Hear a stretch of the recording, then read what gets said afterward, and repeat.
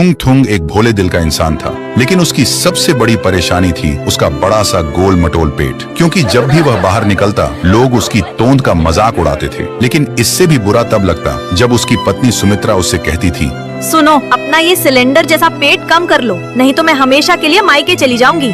इसलिए वह दिन रात मेहनत करता, पर उसका जिद्दी पेट कम ही नहीं हो रहा था। एक दिन रोज रोज के तानों से हार कर थुंग थुंग अपनी जान देने एक पहाड़ की चोटी पर चला गया। जाते ही रोता हुआ बोला, बस अब और नहीं, सब मेरा मजाक उड़ाते हैं और अब मेरी बीवी भी मुझे छोड़कर जाना चाहती है। ऐसी जिंदगी का क्या फायदा।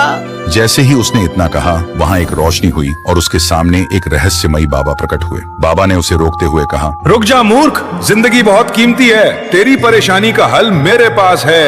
यह कहकर बाबा ने अपने झोले से एक सोने का मेंढक निकाला और थुंग थुंग को देकर कहा, ये कोई आम मेंढक नहीं है बच्चा, इससे जो भी मांगेगा मिल जाएगा, पर कभी लालच मत करना। इतना कहते ही बाबा चले गए और थुंग थुंग हैरान रह गया। फिर वह मेंढक को घूरते हुए बोला, मेंढक जी, मेरा पेट कम कर दो। कहते ही थुंग थुंग का पेट अचानक कम हो गया। देखते ही उसकी खुशी का ठिकाना नहीं रहा। फिर वह दौड़ता हुआ घर पहुंचा, पर उसे देखते ही उसकी बीवी के होश उड़ गए और खुशी से चिल्ला उठी, अरे, मेरा पति इतना हैंडसम कैसे हो गया? थुंग थुंग ने सोने का मेंढक सुमित्रा को दिखाया और सारी बात बता दी। सुनते ही सुमित्रा की आंखों में लालच आ गया। उसने बोला, जब ये मेंढक कुछ भी दे सकता है तो क्यों ना हम अमीर भी बन जाएं? थुंग थुंग ने मना किया, पर सुमित्रा ने बात नहीं मानी और लालच में बोली, मेंढक जी, हमें दुनिया का सबसे अमीर बना दो।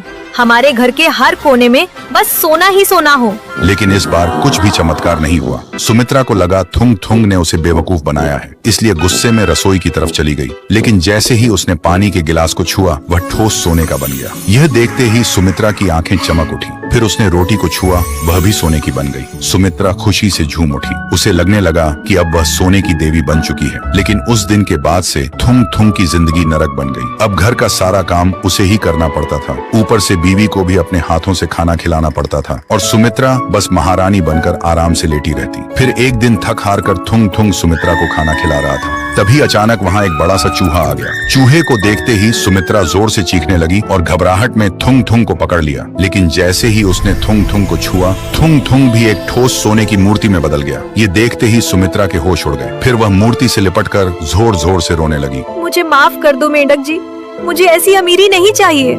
मुझे बस मेरा थुंग थुंग और मेरी पुरानी जिंदगी वापस दे दो। ये सुनते ही सोने का मेंढक गायब हो गया और पूरे घर में एक तेज रोशनी फैल गई। जब रोशनी हटी तो सब कुछ पहले जैसा हो चुका था और उस दिन के बाद सुमित्रा को समझ आ गया कि लालच से कभी सुख नहीं मिलता। उसने फिर कभी मायके जाने की धमकी नहीं दी और दोनों अपनी छोटी सी दुनिया में खुशी